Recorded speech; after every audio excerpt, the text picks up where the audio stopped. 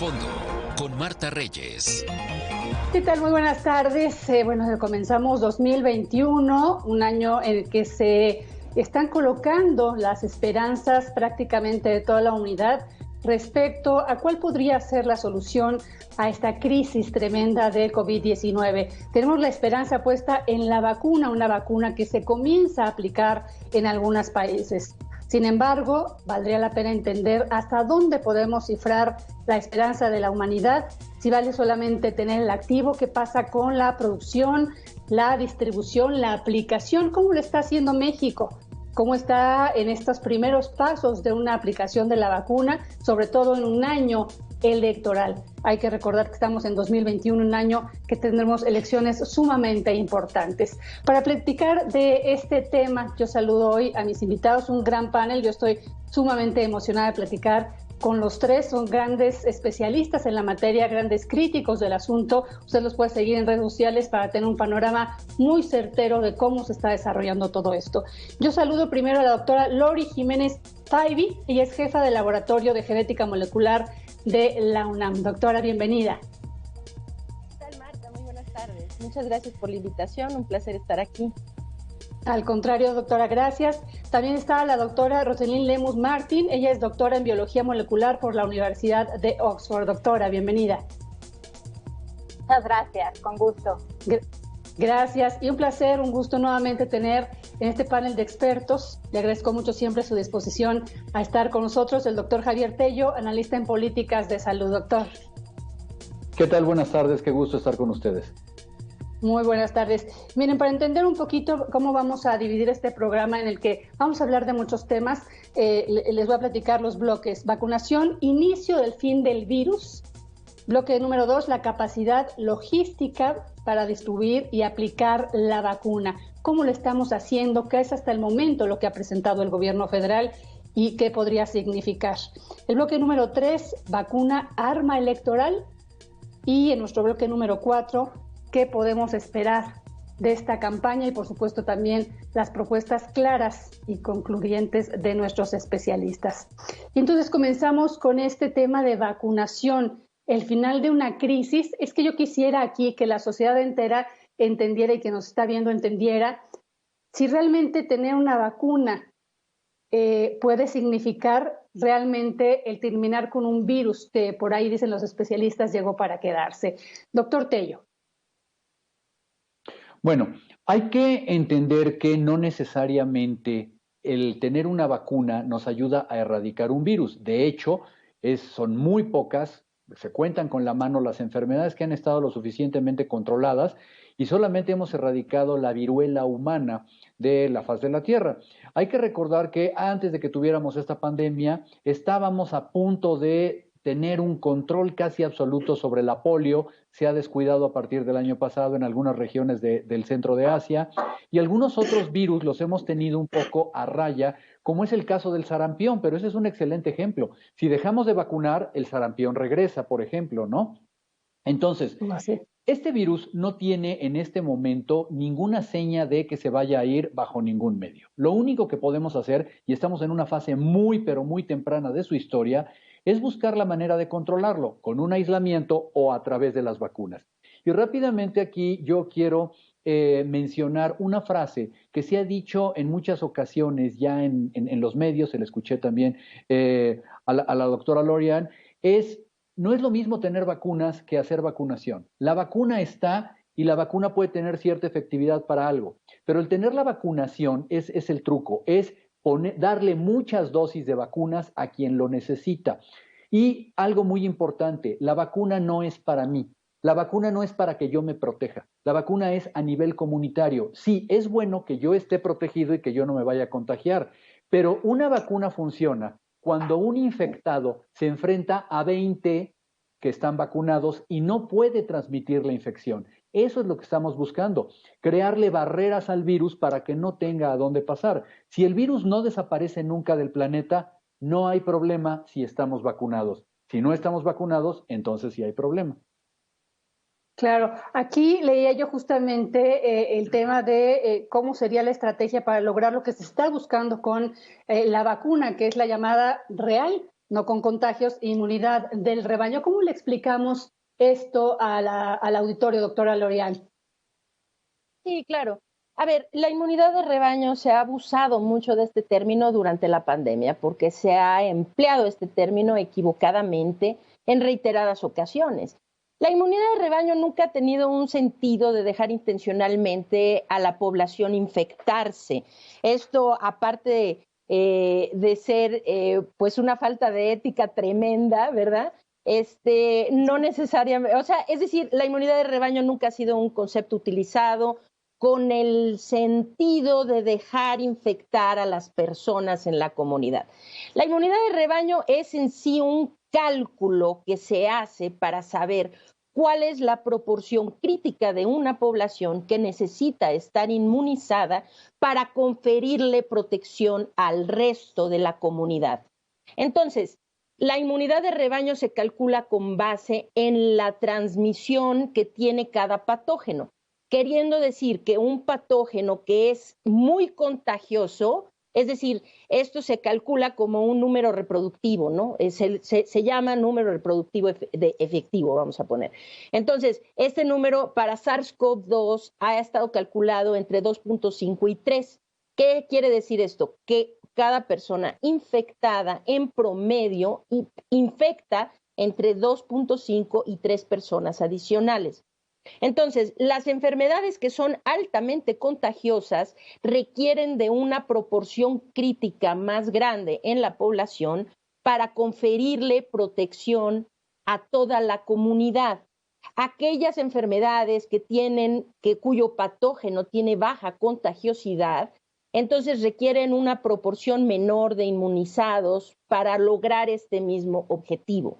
Entonces, pues, para SARS-CoV-2 se ha calculado, por lo menos para el SARS-CoV-2, las cepas que circulan de SARS-CoV-2 hasta ahora, las que predominan en circulación hasta ahora, se ha calculado que la proporción crítica es del 70%, queriendo decir que requerimos que el 70% de la población esté inmunizada para que esto permita conferirle protección al resto de la comunidad, independientemente de que estén inmunizados o no. Ahora, con la llegada de estas nuevas variantes del virus que causa COVID-19, este número ha ido cambiando y se cree que podría estar rayando en el 85% actualmente, por lo menos con las cepas que han sido descritas en Sudáfrica y en el Reino Unido. Entonces, pues sí, eso es inmunidad de rebaño, es la proporción de personas que requieren estar inmunizadas para conferirle protección a la comunidad completa. Entonces, ahora que tenemos las vacunas, pues desde luego esto es un número y un tema del cual sí podemos hablar, no como se hablaba equivocadamente antes, como un posible mecanismo de control de la pandemia en donde se permitía que todo el mundo infectara con la finalidad de que la gente adquiriera inmunidad. Sabemos que pues esto no ha llevado a nada más que a una serie de desastres terribles, ¿no? Pero ahora sí podemos hablar de inmunidad de rebaño refiriéndonos a la vacuna. Terribles irresponsabilidades como esas fiestas que se hicieron en algún momento llamadas fiestas para inmunidad de rebaño, que solamente resultaron en las cifras que tenemos hoy, fatídicas de 135,000 muertos casi. Estamos a punto de tocar esa terrible cifra. Aquí también entender un poco, México, hemos hablado de, si me equivoco, me corrigen por favor, de alrededor de 9 vacunas de diferentes laboratorios a nivel mundial que México podría estar trayendo. Hasta el momento solo nos ha llegado la de Pfizer. La de Pfizer que cada una tiene sus características específicas, no vale la pena aquí mencionarlos porque bueno, ahí uno googlea y salen en sitios completamente respaldados por la Organización Mundial de la Salud, eso sí es importante verificar siempre fuentes confiables, pero bueno, hay diferentes características. Dentro de esas características México ha elegido las que se supone nos caerían mejor o nos acomodarían mejor para las características demográficas y también geográficas del país. Dentro de lo que es el plan de vacunación que está presentando México, que yo no sé si en mi desconocimiento no me queda muy claro. Yo quisiera que ustedes expertos y que están muy de cerca, entendiendo muy bien estos temas, pudieran decirme si estas vacunas que México está eligiendo y con las que está haciendo estos supuestos contratos que todavía falta transparentar, etcétera, pudiéramos tener una buena estrategia, doctora Roselyn Lemus. Martín. Sí, mira, el punto principal aquí es para alcanzar la normalidad como la conocíamos o alcanzar actividades como las conocíamos antes, en el 2019, va a depender mucho de la dinámica que tienen las vacunas para prevenir la transmisión del virus. No solamente prevenir una enfermedad grave, sino también prevenir la transmisión. ¿Qué quiere decir esto? Que una vacuna, por ejemplo, que previene 90% de las enfermedades sintomáticas, pero que también previene la transmisión, es la única vacuna que podría reducir los casos y las muertes en un 50% si se hace la vacunación rápida en 2021. Pero una vacuna que solamente previene la enfermedad en un 90%, que es la mayoría de las vacunas, pero no previene la mayoría de las infecciones o la transmisión, va a necesitar el doble de tiempo para proveer ese beneficio, ¿no? El mismo beneficio. Hago una comparación aquí, ¿no? Con modelos dinámicos. Pero estas vacunas, las que tiene México, quiero aclarar que no son necesariamente las que nos van a ayudar más, ¿no? Como lo mencionas.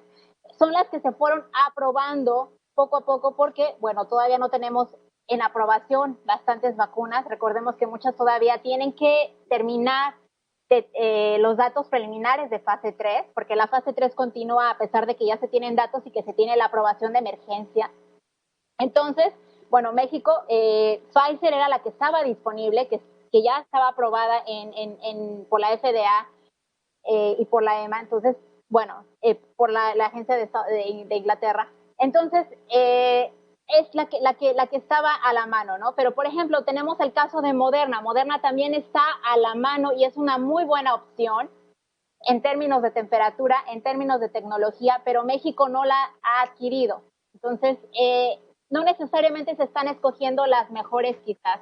Se están escogiendo en base quizás al precio o a la temperatura en la que se transportan, pero no necesariamente a esta dinámica que yo estoy mencionando, porque también esta dinámica que yo estoy mencionando se va a ir estudiando conforme vayamos vacunando a más personas. Claro que aquí voy a aprovechar antes de pasar al siguiente bloque para hacer una pregunta de Nathaniel que nos manda esta pregunta. Dice, no sé si pudieras preguntar a tus especialistas en qué consiste la autorización de emergencia que hizo la FDA y la Comisión Europea de Medicamentos. Explicar brevemente este asunto. ¿Qué es una aprobación de emergencia y por qué? Doctor Tello. La autorización, sí, gracias. La autorización de uso de emergencia es una condición que tienen las autoridades regulatorias para que cualquier medicamento, cualquier biológico o cualquier dispositivo médico pueda ser utilizado sin haber terminado todavía muchas de las fases de investigación. Justamente lo que nos estaba diciendo la doctora Roselyn era esto. En este momento las vacunas no han terminado sus fases de investigación, como las vacunas del sarampión o las vacunas del neumococo, que ya hace mucho tiempo que terminaron esto. No, si nosotros recordamos, en este momento hay estudios en fase 3 de la vacuna de CanSino, inclusive en México. Y todos los que fueron vacunados para la fase 3 de la vacuna de Pfizer y de BioNTech siguen en observación. Entonces, como todavía puede haber cosas y pueden surgir cosas, no es que hayan terminado. Como el beneficio es mayor que el riesgo y hay una emergencia, se permite entonces que se utilicen de esta manera. No es un registro completo. ¿Por qué? Porque el registro completo requiere de una carpeta enorme que tiene que someterse a hacerse estudios, controles de calidad, técnicas de manufactura, etcétera, etcétera.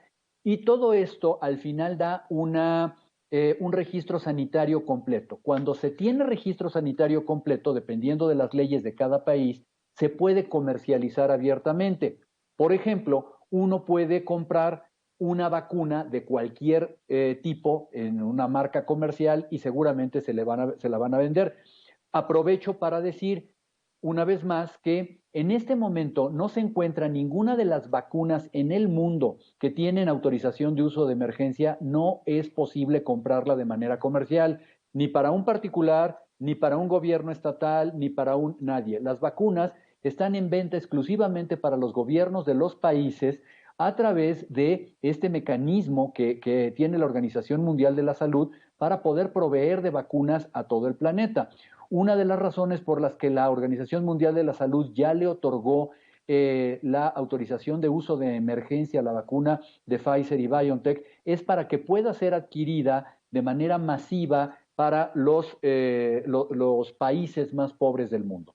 Entonces, es un permiso exclusivamente que se da porque hay una situación extraordinaria en donde se puede beneficiar a la población, pero no hemos terminado todavía con todos los trámites científicos necesarios para poder comercializarla. De acuerdo. Varias aclaraciones que nos hizo doctor Tello en esta respuesta, porque también se nos hacía la pregunta de por qué particulares no la pueden vender, por qué solamente está en manos del gobierno, No etcétera. Y bueno, con esto se aclara. Exactamente, que no está en venta porque no se han terminado las pruebas. Y está también de que nos preguntaban de por qué, si no estaba completamente terminado el ciclo, se había aprobado y que si eso pudiera representar peligro. Entonces, mató varios pájaros de un tiro. Yo le quiero invitar a usted, nuestra auditoria, a que se comunique con nosotros. Estamos a través de las redes sociales de Mega Noticias TVC, completamente en vivo, Facebook Live, Twitter, y por supuesto recibiendo sus preguntas. Aproveche este momento. Si tiene preguntas sobre vacunas, sobre la estrategia de vacunación, tenemos a los mejores especialistas esta tarde con nosotros, así que hay que aprovechar esta gran oferta de conocimiento. Vamos al bloque 2, en donde vamos a hablar justamente de cómo está haciendo las cosas México. Estamos en una etapa temprana de todo lo que podría representar esta estrategia de vacunación, que desde mi punto de vista, yo no sé si ustedes lo vean diferente, debería constituir como la prueba de fuego, porque con base en cómo funcione todo esto, pudiera funcionar ya la etapa masiva de vacunación, que será cuando comiencen a llegar de verdad todas esta serie de vacunas adquiridas en estricta teoría por nuestro país. Y bueno, ¿cómo vería la doctora Roselyn Lemus que está actuando el gobierno federal con esta vacunación hasta el momento para la comunidad médica? Ojo, y hay que decirlo, hay que aclararlo y hay que reclamarlo, solo para el sector público. Así es. Sí, desafortunadamente, bueno, la logística está teniendo algunos problemas, algunos retos. Ya sabíamos desde el inicio, antes de que iniciara la vacunación en México, que se iban a presentar retos. ¿Por qué? Estamos iniciando con Pfizer y, bueno, esta vacuna en particular, el reto que tiene es la ultracongelación, ¿no? Entonces, se tiene que mantener a cierta temperatura, porque una vez que se saca del congelador y se pone en el refrigerador a otra temperatura mayor, bueno, solamente se tienen 5 días después de la descongelación para poderse aplicar. Entonces, ahí está con un reto, ¿no? Ahora, otro reto importante es que se le dejó a la mano de los militares. Y, bueno, la vacunación se hace en ciertos centros y las Fuerzas Armadas quizás no tienen suficiente personal ni ubicación para realizar esta operación en todo el país, ¿no? Entonces, ahí es muy importante la cooperación, incluso con la iniciativa privada, ¿no? Estamos viendo que en otros países, aquí por ejemplo en Estados Unidos el ejemplo, se están usando farmacias, supermercados, incluso lo estamos viendo que Disney va a hacer como un centro muy grande en California, se están usando a la iniciativa privada para tener una logística mayor de distribución. Entonces yo creo que el punto en México es que no se tiene todavía la capacidad exacta de logística y de distribución,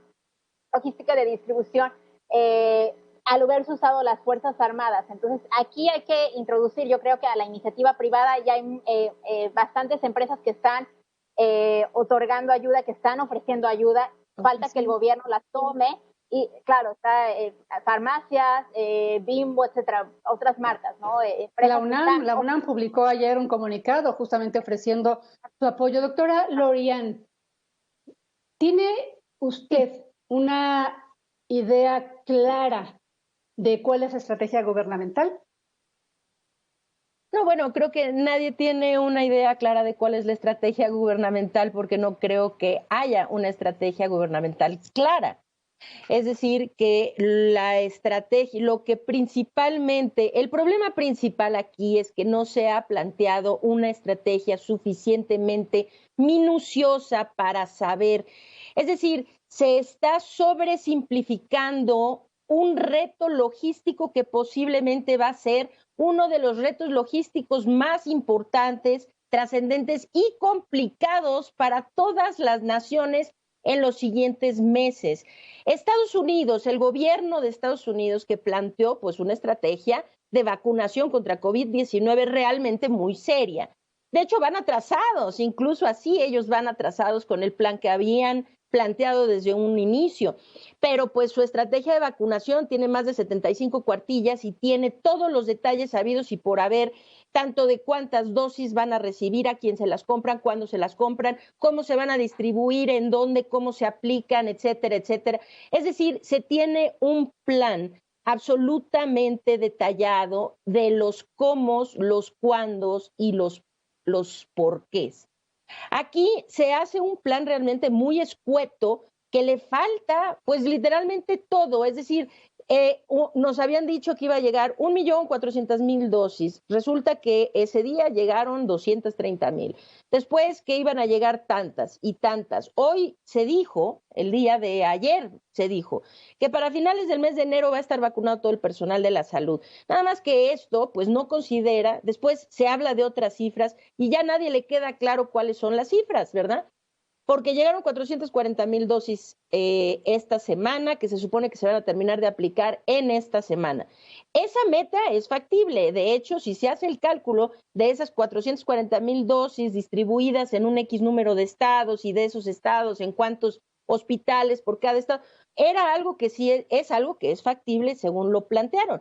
Pero 440.000 dosis a la semana nos llevaría literalmente 8.7 años para terminar de vacunar a la población. Ahora, claro, ya plantearon que van a llegar un X millones de dosis de otras vacunas para el mes de febrero, pero aquí el detalle es que no se tiene especificidad en el plan y eso causa mucha incertidumbre y deja ver que hay muchas partes de la estrategia que se están improvisando. Y esto es muy grave. La improvisación de decir, vamos a vacunar al personal médico, pero no, solo una parte del personal médico. Hablar de 800.000, se ventiló una cifra de 750.000 miembros del personal médico. ¿Qué pasa, por ejemplo, ahora están protestando los paramédicos, que dicen que pues ellos no están siendo incluidos en el plan? ¿Qué pasa con los médicos en práctica privada? Y aquí una cosa más. En Estados Unidos, en Europa y en Canadá y en algunos países de Asia, en sus planes de vacunación están incluyendo desde luego al personal de la salud, los profesionales de la salud. Dentro del grupo de mayor riesgo están los odontólogos, quiero decir. También. Y en nuestro plan, ¿por qué? Porque los odontólogos trabajan a 1 metro de la boca de otra persona y todo su quehacer genera un sinnúmero de aerosoles. Se dice que el odontólogo está en tan alto riesgo, así lo tiene la CDC, tanto europea como de Estados Unidos, después del personal de los intensivistas en terapia intensiva COVID, el siguiente miembro de la comunidad de salud que tiene mayor riesgo es el odontólogo. Y aquí no se ha hablado nada de proporcionar vacunas a los odontólogos. Entonces estamos hablando, ¿qué pasa del personal que cuida en las casas de ancianos, por ejemplo, o a personas que no son médicos del sector público necesariamente, pero que sí representan un grupo que requiere de inmediato tener ese tipo de protección? Entonces, pues sí, está muy bien, se empezó con los médicos, ya están llegando las vacunas, ya están siendo administradas en las entidades estatales, todo esto está muy bien, pero le falta sustancia a la estrategia para que realmente se sepa que esto va a funcionar como nos están planteando en el corto plazo, porque no parece ser así. Yo leía hoy en Twitter un comunicado, incluso lo mandó a diferentes medios, nos lo mandó la academia, Nacional de Medicina de México, justamente en donde le hacen un llamado al gobierno federal de contemplarlos en esta estrategia de vacunación, porque a mí me llama la atención que en la cifra que presentan todos los días las autoridades de salud de contagios y de fallecimientos, al parecer no está incluido lo que sucede en el sector privado y tampoco están incluyendo los médicos del sector privado como si fuera un universo diferente que no le corresponde atender al gobierno federal. Son cifras que a mí me preocupan y reclamos que a mí me preocupan porque de verdad una negligencia terrible. Hablábamos hace un rato, doctor Tello, de esta estrategia de vacunación y del cumplimiento. Ya nos respondía la doctora Lorian, el tema nos preguntaba una persona aquí si es cierto que a este ritmo van a terminar de vacunar dentro de 8 años y bueno, ya nos contestaba muy claramente, sin saber la pregunta, pues que haciendo las cuentas sí. Yo ayer veía también cómo se publicaban las cifras de vacunación, ayer como hasta brincaban y parecía una gran noticia que se habían vacunado 93,000 y pico de personas. Pero si lo contemplamos con lo que era el objetivo de 143,000, nos quedamos bastante cortos. A mí me preocupa, no estamos haciendo en este momento vacunación masiva, lo estamos haciendo solamente en un pequeño nicho que es el sector médico. ¿Qué va a pasar? ¿Hacia dónde vamos? ¿Y cuál sería aquí la observación, doctor, usted que analiza muy bien las políticas públicas? Bueno, hay que considerar una cosa, ¿sí? La estrategia quedó marcada, vamos a llamarla táctica, porque la estrategia no me queda muy claro en dónde estuviera, pero realmente esto se tuvo que hacer de una manera rápida y se tuvo que hacer, y conste que lo voy a decir en el más constructivo de los planes, se hizo de una manera muy improvisada. Ya sé que van a reclamar, ¿no? Que hay cálculos, que hay, etcétera, porque además, entre paréntesis, pareciera que hoy en día hay mucha susceptibilidad hacia la crítica de que si le echaron ganas o no le echaron ganas. Nadie está criticando las ganas, ni el esfuerzo, ni las diapositivas. Lo que estamos diciendo muy claro es dónde están los resultados. A mí me dijeron hace 2 días, en una diapositiva del general secretario, que teníamos 3 días para vacunar. ¿Por qué? Porque las maniobras de congelación necesitan estas vacunas antes de que termine el viernes haber sido administradas todas. Muy bien. Tenemos 440,000 dosis, que si las aplicamos en 3 días son 143,000 dosis. Ayer se debieron haber aplicado 143,000, el día de hoy 143,000, mañana 143,000. Esos son números fríos, eso no es una cuestión de echarle ganas o no. Y cortamos el día con 97,000 aplicadas. Ok, ¿qué pasó? Y ese qué pasó es lo que me preocupa un poco. Porque el día de hoy estamos viendo en un noticiero filas de 5 horas de personal de la salud afuera del Hospital General número 1 de Durango. ¿Sí? Perdón, ¿qué es lo que está pasando? ¿Dónde tenemos el cuello de botella? El objetivo debería ser, como lo hemos visto en estos videos que hay en Israel y en Estados Unidos y no sé qué, podemos ver el centro de convenciones en Nueva York con una capacidad para vacunar a 25,000 personas diarias, funcionando 24 horas del día, 7 días a la semana.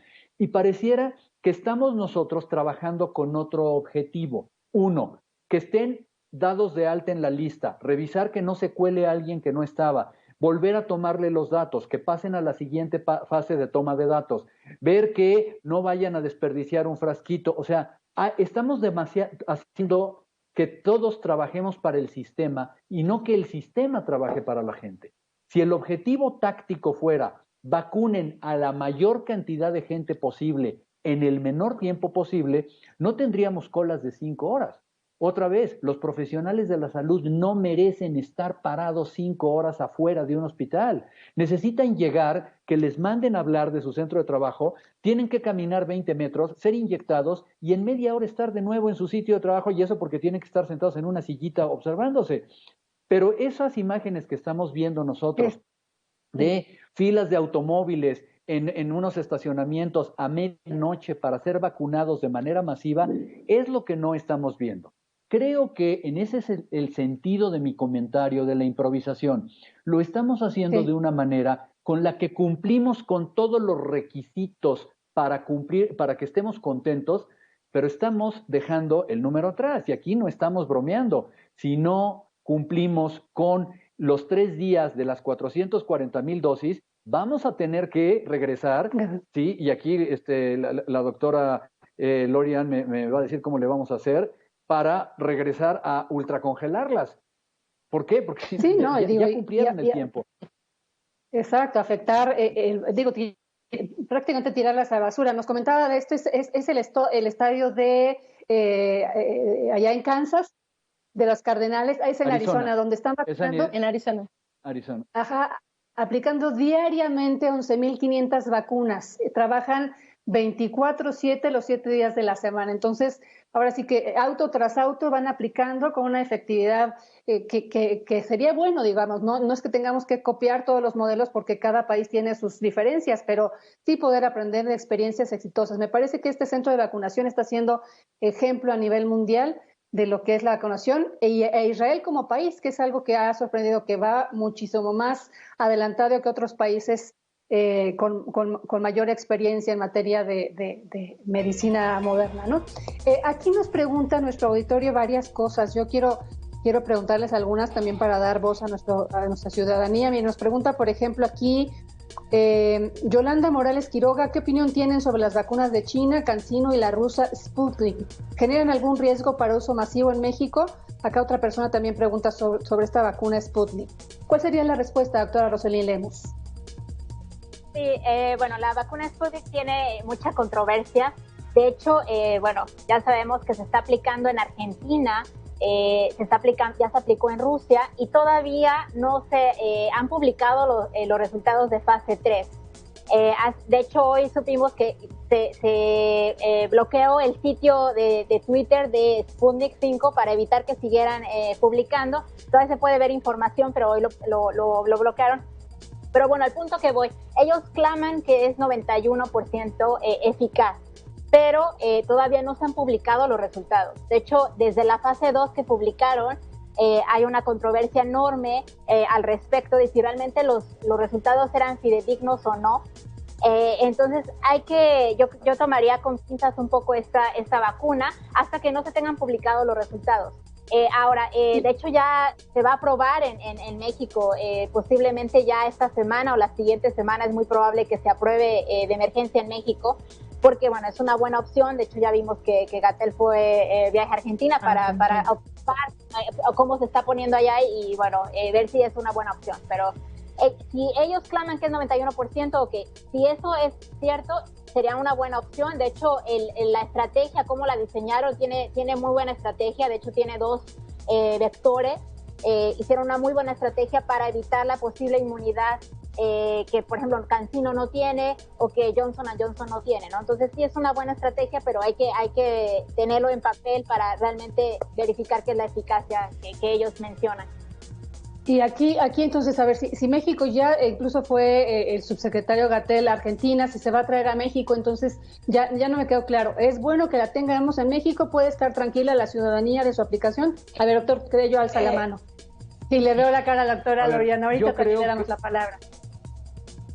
Perdón, yo nomás quiero ser claro en una cosa. Yo puedo pecar de ortodoxo seguramente, pero para mí los resultados clínicos tienen que estar publicados en una revista científica y validados por pares.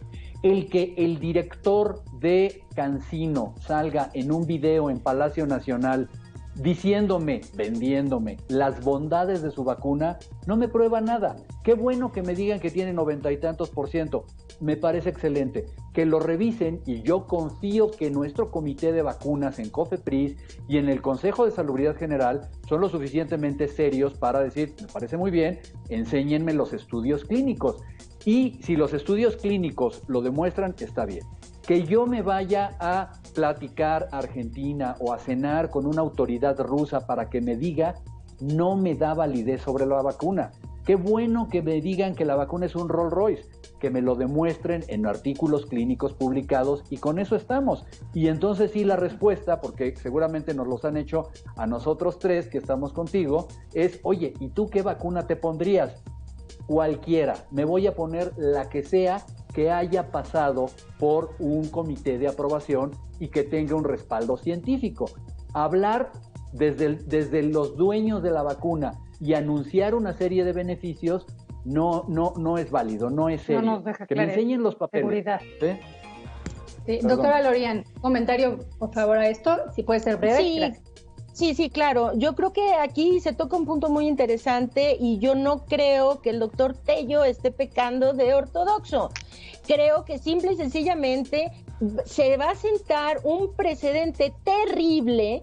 Ya estamos utilizando las vacunas sin aprobaciones completas, porque las vacunas que se están aplicando ahorita, como la de Moderna, la de Pfizer, la de AstraZeneca, ok, sí, están siendo aprobadas para uso de emergencia, pero con una diferencia diametral, que es que sus estudios de fase 3 están publicados. Es decir, quizá no en revistas científicas todavía más que la de Pfizer, ¿no? Que ya está en el New England Journal of Medicine, esa publicada. Las demás quizá no han pasado por pares, pero esos, es decir, los reportes de sus fases 3 se pueden leer completas de principio a fin.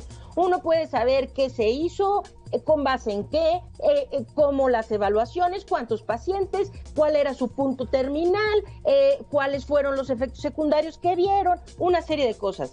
Ahora, cuidado, porque esta situación de el señor Vladimir Putin me dice que su vacuna es muy buena, pues no. Es decir, vamos a sentar un precedente que va contra todas las normas de ética científicas y médicas. Porque aquí no estamos hablando solo de un medicamento que se le va a replicar a unas cuantas personas, estamos hablando de un medicamento que potencialmente podría ser aplicado en una población masiva. Entonces, irse con el lujo de que, no, ya no importa que estén aprobadas o no, el chiste es vacuna a todo el mundo con lo que tengas. No, perdón, no. Necesitamos tener que pasen las vacunas por el escrutinio científico, que se pasen por la normatividad adecuada y que sepamos con certeza que lo que vamos a estarle inyectando a las personas tiene no solo efectividad, más beneficios, sino que tiene seguridad. Lo más importante, un medicamento que potencialmente va a estar aplicado a millones de personas, lo mínimo que podemos pedir es que se tenga esa información disponible. Me gustaría dejar este tema muy, muy importante y muy enfatizado para los próximos días, porque, como dice el doctor Javier Tello, parece que esto solamente está quedando en apelar en que la COFEPRIS será suficientemente responsable para no aprobar una situación así por la emergencia que está viendo. Doctora Roselín, perdóname, vamos a hacer una pausita rápida porque ya me está presionando la guillotina, es decir, nuestro productor, y tengo que hacer la pausa. Regresamos rápidamente en A Fondo. Yo le agradezco mucho a usted que esté participando tanto en nuestro programa. Volvemos.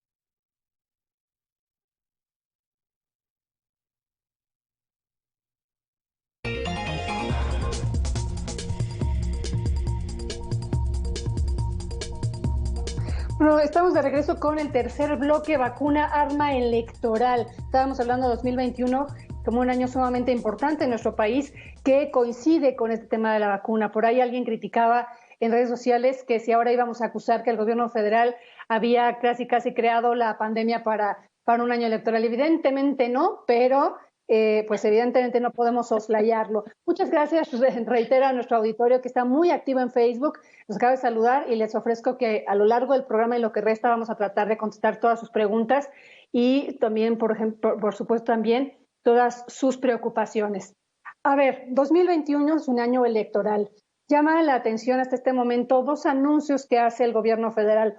Uno, el tema de, las Fuerzas Armadas, la Guardia Nacional, involucrada también en este tema de las vacunas, como responsable en muchos lugares de su aplicación. Y después hace un anuncio el presidente en donde habla de los servidores de bienestar y los llama servidores de la nación, siervos de la nación los llama. Entonces, así como están repartiendo los programas sociales, casi se les va a dar el dinero, la vacuna y se les va a seguir considerando en el padrón. Esto abre una suspicacia respecto a cómo se utilizará esta campaña de vacunación, esta estrategia de vacunación. Doctor Tello, le voy a dar la palabra porque me parece que todo va amarrado con el tema político, que usted también sigue. Muy bien. Bueno, adelante, doctor. ¿Me escuchan? Sí, me escuchan bien, perdón. No lo escuchábamos, doctor. Perdóneme. Suponiendo, sin conceder, como les gusta decir a los abogados, ¿sí?, que vamos nosotros a ayudar al proceso de vacunación, protegiéndolo y llevándolo a las zonas retiradas con las Fuerzas Armadas, porque son zonas lejanas o pueden estar en manos del narco. Se las compro.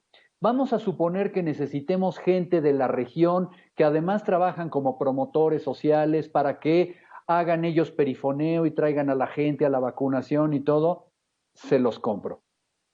Lo que yo no entiendo es qué tienen que estar haciendo este grupo de 10 personas y 2 vacunadores en un hospital donde no había que tener toda esta parafernalia y donde no se necesitaban a los siervos de la nación. No, es que van a ser auxiliares en los procesos, etcétera. Bueno, el día de hoy estamos viendo que, o ayer cuando fue, una doctora estaba muy contenta y puso todo un hilo enorme sobre cómo la habían vacunado y dijo, nos pidieron nuestra copia de CURP y nuestra copia del INE. A ver, tu copia o no, o sea, te vas a identificar que tú eres la persona, puede ser necesario, pero como para qué estás llevando copias de tu documentación. Me dicen, oye, esto puede tener un trasfondo electoral. Bueno, basémonos en los antecedentes. Evidentemente que en Estados Unidos tuvo un trasfondo electoral. El presidente Trump estaba muy molesto porque la vacuna de Pfizer se le dio aprobación después de las elecciones y no antes como él hubiera querido que se le diera. Entonces, bueno, es yo creo que una cuestión muy lógica. El presidente de México lo ha dicho abiertamente, no es ningún secreto, que sí, que van a aprovechar, que van los siervos de la nación para de una vez darle el dinero que se le debería dar a los ancianos en ese momento que ya se les da en los programas sociales también.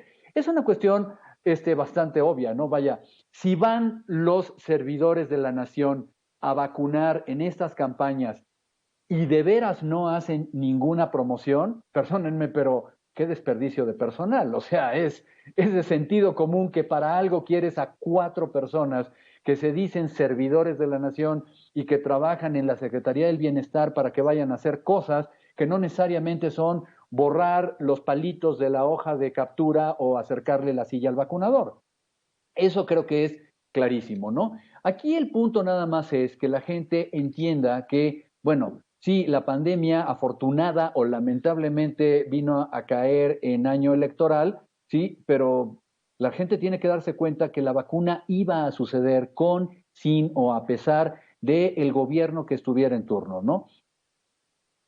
Sí, aquí yo quisiera saber la opinión de la doctora Roselyn Lemus respecto a elegir, a este anuncio que hizo el presidente con bombo y platillo de que ahora se iba a vacunar después del personal médico a adultos mayores de zonas remotas, y remataba el subsecretario Gatell diciendo que porque siempre se había privilegiado a personas de zonas urbanas y que ahora se iba a cambiar esto y ahora se le iba a privilegiar a estas personas prácticamente olvidadas.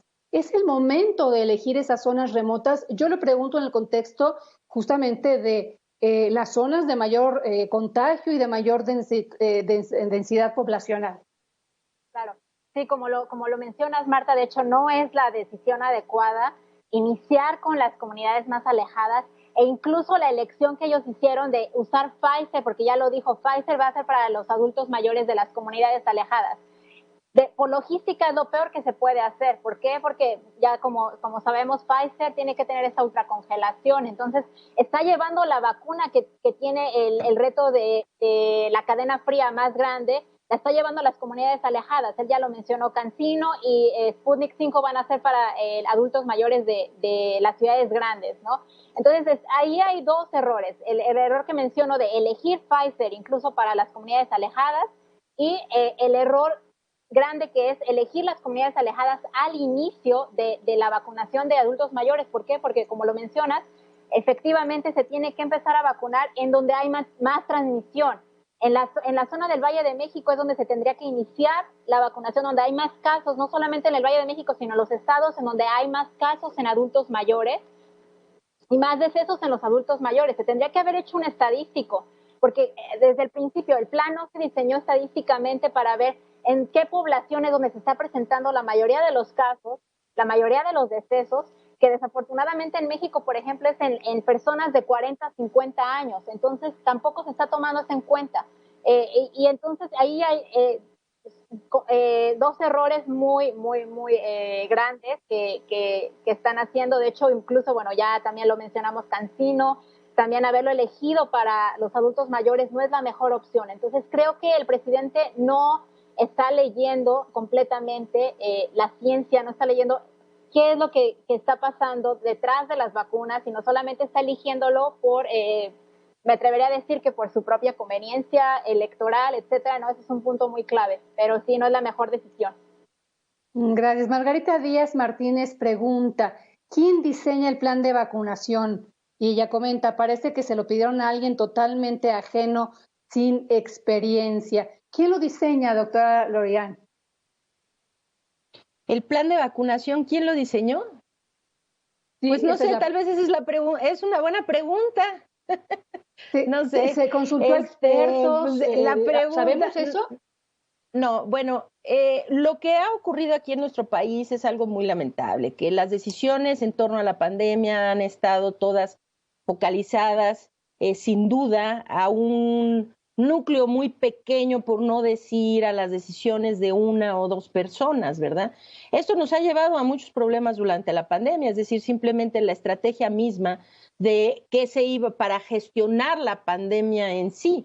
Es una estrategia que decidió aparentemente una sola persona, el doctor Hugo López-Gatell, y que esto se ha seguido contra todas las evidencias de contagios, de muertes, de dispersión del virus en la comunidad y demás, ¿no? Y entonces se vuelve una cuestión, aquí abordando la pregunta, o sea, contesto además dándole la vuelta, retornando al tema, ¿no? De esta situación de la politización de las decisiones que deben estar basadas principalmente en la evidencia científica y no en las conveniencias políticas. La vacunación no es el único caso de esto, es decir, la estrategia misma de gestión de la pandemia ha tenido este problema, ¿no? Entonces, ¿quién diseñó la estrategia de vacunación? Pues, a ver, ¿dónde ha estado el Consejo de Salubridad, ¿no? El Consejo General de Salubridad, ¿dónde ha estado? Silencioso, viendo que tenemos 135,000 personas muertas, que en el exceso de mortalidad estamos rayando las 60,000 personas en el exceso de mortalidad, y es una persona quien está tomando las decisiones, pues esto es muy grave. O sea, yo sé que todo el tiempo estamos acostumbrados a hablar el zar de no sé qué, el zar de quién sabe qué. Tal vez si algún aprendizaje queda de la pandemia es que estas posiciones de ultrapoder donde es una sola persona quien está tomando decisiones sobre la vida de 129 millones de personas, pues definitivamente no es la mejor opción, ¿no? Ahora, y máxime, cuando la persona que toma las decisiones es un político y no un científico como el doctor López-Gatell. Es decir, que él sí, se pinta como científico, pero todo su quehacer es evidentemente político. Lo de la vacunación no es distinto. Y esto es un problema muy grave. Es decir, se dice, para quedar bien, ¿no? O sea, vamos a ser muy generosos, vamos a las comunidades alejadas, de las que todo el mundo se ha olvidado. Y sí, a ver, y esas no se han acordado de ellas, porque yo sí estoy en contacto con comunidades indígenas en donde la gente se está muriendo y allá no les mandan ni siquiera la posibilidad de tener pruebas COVID o una dotación de oxímetros o concentradores de oxígeno o atención médica adecuada, nada, los tienen olvidados, pero ahora sí les van a mandar vacunas, ¿no? Las vacunas tienen que ser administradas en las poblaciones donde existe, claro, las de más alto riesgo, pero en las localidades donde la transmisión es más activa, como bien lo señala la doctora Lemos. En las comunidades y los núcleos donde la transmisión es más activa, es ahí a donde las vacunas tienen que ir primero, sin duda, independientemente de que esto pues suene bonito o no. O sea, que porque sea al conveniente político pues, políticamente o no. Sí, claro. Exacto. Oiga, Marco Oropesa, parece que hay improvisación en todo, no se ve que estén haciendo los pedidos debidamente y por eso las entregas como a cuentagotas. No nos quieren decir si las están pagando, porque parece que por eso no entregan las cantidades necesarias. Todo es un misterio. ¿Dónde están los contratos? Aquí participa también Javier Martínez y dice, ustedes, especialistas, deberían participar en la logística, son los mejores. Coincido, por eso preguntaba yo si se convocó a especialistas realmente en la materia. Dice, ¿por qué los contratos de las vacunas están reservados? Dice, se reconoce la prisa que hay por vacunar, pero no implica que deban hacerse mal las cosas. Dice, sabemos también que farmacéuticas como Pfizer, AstraZeneca tienen un alto nivel de regulación interna, cosa que no sabemos como el caso ruso. Verónica Tie, Margarita Díaz Martínez, estas dos preguntas anteriores. Dice, ¿qué hacer si aprueban la vacuna rusa sin contemplar la fase 3 y me toca esa? Pues uno no puede preguntar, oiga, ¿cuál me va a aplicar? Y entonces no quiero, si quiero. Eso es, ahora sí que lo estamos dejando a responsabilidad de gobierno directamente, ¿no? Retomamos un poquito aquel tema que estábamos hablando, pero decía doctor Tello, apelamos a que la COFEPRIS sea responsable. Apelamos a eso y también yo quiero ser aquí bastante pragmático en este sentido, ¿sí? Hasta el momento no tenemos evidencia de que alguna vacuna, porque aquí yo quiero decirle algo a la población, a veces nos preocupamos si la vacuna es segura. Oye, ¿no te pasó nada? Oye, ¿qué sentiste? Oye, ¿te duele? Y ese debe ser el menor de los problemas. Todas las vacunas después de la fase 2 podemos considerar que son seguras, no realmente representan un peligro. Me preocupa que la vacuna no fuera efectiva o lo suficientemente efectiva. Entonces, si me llegan a poner una vacuna por decreto, porque dijeron que van a traer la vacuna de Turmequistán, porque esa la quieren y no tiene evidencia científica, pues estoy corriendo el riesgo de que no sea efectiva. No creo que me vaya a pasar nada. Quiero que la gente vaya y se vacune tranquila. La que le vayan a poner, esa va a estar bien. Lo que sí puede llegar a ocurrir es que nos vamos a dar cuenta con el paso del tiempo de que hubo baja efectividad en algunas poblaciones que tuvieron o no determinada vacuna. Eso es lo que va a pasar. Vamos a desperdiciar recursos y vamos a poner vidas en juego si las estamos arriesgando. Pero básicamente yo sigo apelando al buen juicio de las autoridades y de los especialistas de COFEPRIS para que tengan la evidencia. Las vacunas van a ser seguras. Eso realmente puedo meter la mano al fuego. Que vayan a ser efectivas, nos lo tienen que demostrar en un papel. De acuerdo, con esto nos vamos a la siguiente pausa y regresamos. No es pausa, es el bloque, ¿verdad? Anuncio del siguiente bloque. ¿Qué podemos esperar de esta campaña? Todavía tenemos muchas preguntas de ustedes, nuestro auditorio. Vamos a dar paso en un momento, pero justamente yo quisiera ir cerrando con los especialistas. ¿Qué podemos esperar de esta campaña? Falta todavía mucho, creo que estamos en los primeros muestras de lo que está haciendo esta estrategia de vacunación. No sé si podríamos esperar que con la presión mediática, con la presión de ustedes especialistas, con la presión social, pudiera haber algún cambio de estrategia en donde se convoque a especialistas a participar en la estrategia real, O también, quizá también se pueda esperar que con esta experiencia pudiera haber modificaciones respecto a convocar realmente a aquellos organismos del sector privado que se han ofrecido a apoyar en la distribución, en la aplicación de las vacunas. No sé, ¿ustedes qué esperan de todo esto, doctora Rosalín Lemus?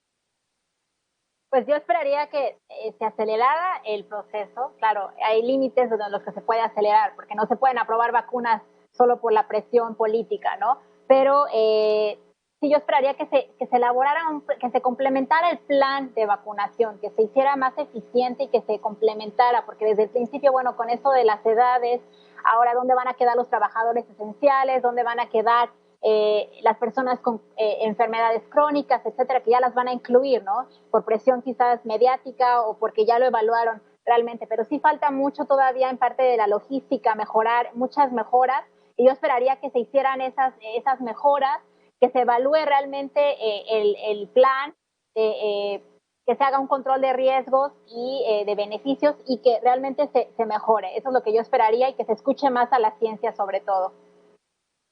Doctora Lorian. Sí, bueno, lo que yo esperaría es esto. Desde luego que el plan de vacunación tiene que mejorarse si es que se pretende hacer esto en un tiempo relativamente corto. Nada más quiero dejar un número en la mente de la población. Aquí hay un número y este número es real. Para poder tener a una proporción suficientemente amplia de la población mexicana inmunizada, repito, la cifra es entre el 70 y el 80% de los mexicanos. Esto significa entre 90.3 millones y 103.2 millones de mexicanos necesitan quedar vacunados. Esto quiere decir que si no logramos para tener a esta proporción de la población mexicana vacunada en los próximos 12 meses, es decir, en un año, en 52 semanas, las 52 semanas de un año, necesitamos vacunar 1.736.000, entre 1.736.000 y 1.984.000 personas a la semana. Entonces, ustedes nada más hagan cuentas. Cada semana que pase en donde no se vacuna entre 1.7 y 1.9 millones de personas, son semanas que se le agregan al año, a un año, para tener a la gente vacunada en un año. Ahora, lo problemático de esto es, voy a tratar de ser sucinta en esto. La problemática principal es que se está diciendo que esto es una solución a corto plazo. Y decirle a las personas que las soluciones a corto plazo significa que la gente se está relajando. No es una solución a corto plazo, es una solución a más de un año. Mientras hay que cuidarse del contagio. Por supuesto, oigan, yo les agradezco muchísimo, el tiempo nos fue insuficiente, esperemos que podamos en breve contactarlos para tenerlos con nosotros nuevamente. Muchas gracias a los tres. Claro que sí, que estén muy bien, muchísimas gracias. Con mucho gusto. Hasta luego. Muchísimas gracias a los tres. Buenas noches. Gracias también. Hasta luego. Gracias también a nuestro auditorio con su activa participación en redes sociales. Yo saludo a Alejandra López desde Guadalajara con nosotros. Alejandra, buenas tardes. ¿Qué tal, Marta? ¿Cómo estás? Muy buena tarde. Estamos listos para la siguiente hora, el espacio informativo. Tenemos información relevante que tiene que ver con las vacunas, algunas situaciones que se están presentando en distintas entidades. Por ejemplo, en Zacatecas reportan que no se está vacunando a las personas que están haciéndole frente a COVID-19, sino que más bien se está vacunando al personal administrativo de los institutos de salud. Eso y más, la siguiente hora, Marta, para que nos acompañen. Claro que sí, Ale. Bueno, pues el tema de vacunas, que justamente es el que acabamos de terminar, decir que no solamente es con el activo con lo que se va a poder frenar esta crisis de salud, sino también evidentemente con la continuación de las medidas de sana distancia y por supuesto de bioseguridad, como es la utilización del cubrebocas. Ale, te dejo y yo me protejo y protejo a los demás. Gracias, Marta. Pues sí, sin duda, mientras el tema de la vacuna vaya bien en nuestro país, de eso le voy a platicar la siguiente hora. Vamos a hacer una pausa, es breve, volvemos.